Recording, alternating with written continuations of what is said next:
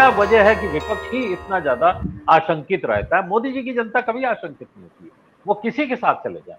जी धन्यवाद अमरीश जी। मोदी जी जो कुछ कर रहे हैं वो तो खुलेआम कर रहे हैं, खुले आसमान के नीचे कर रहे हैं।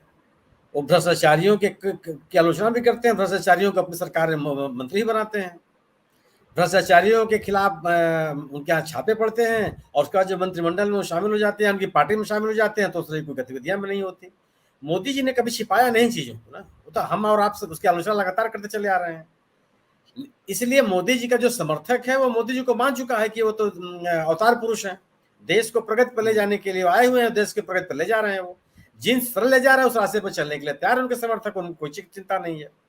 सवाल तो उनके लिए है जो ये कहते हैं कि जो जिस मोदी जी को वह देश के लिए संकट मानते हैं, संविधान, लोकतंत्र, संघ, मानवाधिकार, लोकतांत्रिक मूल्य, लोकतांत्रिक संस्थाएं, सबके लिए वो उनको संकट मानते हैं और उन्हीं को आप सम्मानित भी करते हैं।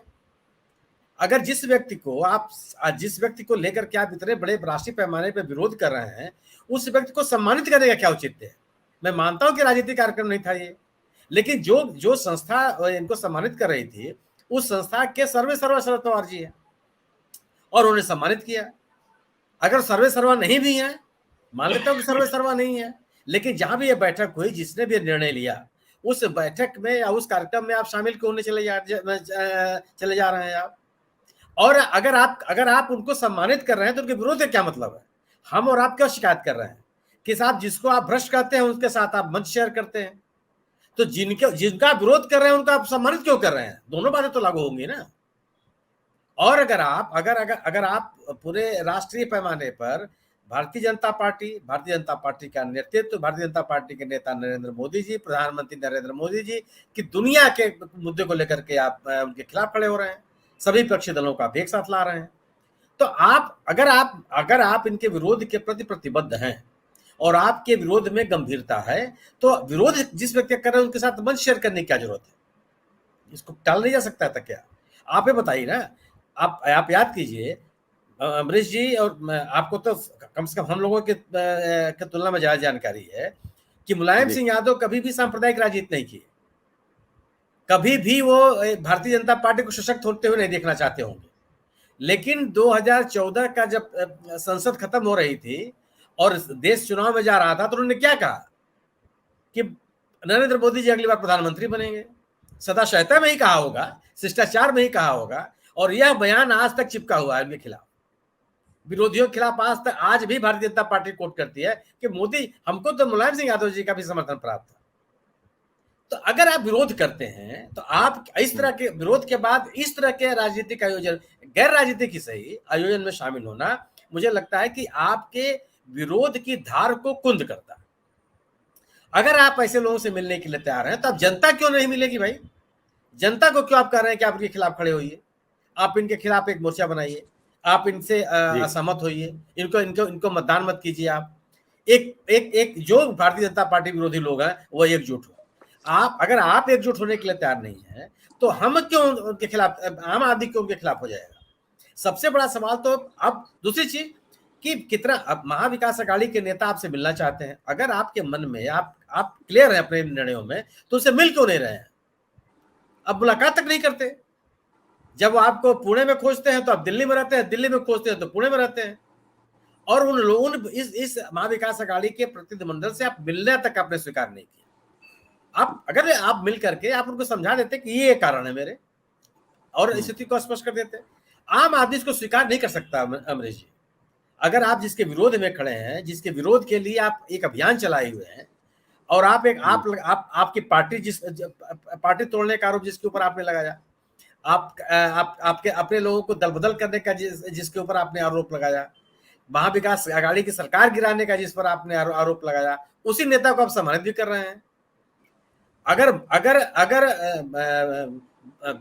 महान भारत निर्माण में मोदी जी का योगदान इतना ही महत्वपूर्ण है कि 1951 या 52 से ये कब से चल रही है, ये पुरस्कार चल रहा है, इतने पुराने पुरस्कार से आप सम्मानित करने के लिए तैयार हो गए हैं, तो किस बात की शिकायत कर रहे हैं आप उनके पक्ष में खड़े होइए कि यह अगर उस पुरस्कार के योग्य आप इनको पाते हैं कि देश निर्माण में इतना बड़ा योगदान है कि लोकमान्य तिलक के नाम पर स्थापित पुरस्कार हम इनको देंगे, तो आपको इनसे शिकायत भी नहीं होनी चाहिए थी।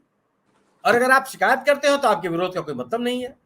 तो सबसे बड़ा सवाल तो ये, अगर आप खिलाफत पे पैदा होगा ना, कि नरेंद्र मोदी जी ने कभी अपनी बात को, अगर उन्होंने जो कुछ भी उन्होंने किया, अगर उन्होंने एनसीपी की शिकायत की कि भ्रष्टाचारी लोग हैं, लाखों करोड़ रुपए के भ्रष्टाचार में शामिल हैं और इनको माफ नहीं करूंगा, उन्होंने मंत्रिमंडल में शामिल कर लिया, इसके लिए उन्होंने कोई खेद व्यक्त नहीं किया। इसकी शिकायत हम आप सभी कर रहे हैं। शुभेंदु अधिकारी के साथ यही हुआ, मुकुल राय के साथ यही हुआ। जिस येदियुरप्पा साहब को आपने मुख्यमंत्री पद से भ्रष्टाचार के आरोप में हटाया, आप उनके साथ चुनाव अपनी पार्टी में लेकर के आए, आप चुनाव लड़ रहे थे। मेघालय में आपने चुनाव प्रचार के दौरान खुले आसमान के नीचे कहा कि देश की भ्रष्टतम सरकार है ये, और वही मुख्यमंत्री, वही पार्टी, और उसके साथ सरकार में भी शामिल हो गए, सबके सामने है। लेकिन आप तो महाविकास अघाड़ी आपने बनाया कि साहब, और दुनिया आपने तमाम तरह के बिंदुओं पे आप लोगों के सामने आपने खड़ा किया। सबसे बड़ा सवाल आप पे पैदा होगा, अगर सत्ता शासन जो करती है, तो सत्ता शासन के साथ तो तमाम तरह के तर्क है, लेकिन जो लोग विरोध में खड़े हैं, जो प्रतिकार में खड़े हैं, जो असहमति में खड़े हैं, सबसे बड़ा सवाल तो उन पे पैदा होता है। और इसमें कम से कम अगर आपके असहमति में साफगोई नहीं है, अगर आपकी असहमति में प्रतिबद्धता नहीं है, अगर आपकी साफगोई में ईमानदारी नहीं है, तो उसका असर कम होता है, और आप पूरे के पूरे अभियान को अब की गंभीरता है, उसको गंभीरता कम होती है। आप क्या बताइए ना, आपकी पूरी पार्टी चली गई, आप रह के क्या करेंगे? और अगर मतदाता अजय दादा पवार के साथ नहीं जाएगा तो न जाए, दूसरे के साथ चला जाएगा जिसका समर्थक है वो। शरद पवार साहब रहे या न, आपके नैतिक उपस्थिति ताकत देती है, और उस नैतिक उपस्थिति को ही आप कुंद करने में लगे हुए हैं। आपने कर भी दिया। मेरा अपना मानना यह है कि इस पूरे आयोजन से मोदी जी का जितना नुकसान नहीं हुआ, उससे ज्यादा नुकसान शरद पवार जी का हुआ, इंडिया दल समूह को हुआ। जी बिल्कुल। आपने जो मुलायम सिंह वाली बात की, मुझे याद है वो 14-19 की बात थी मुझे लगता है, और 2014 में मुलायम सिंह की वो टिप्पणी थी जिसमें 56 इंच के सीने की बात आई थी। मुलायम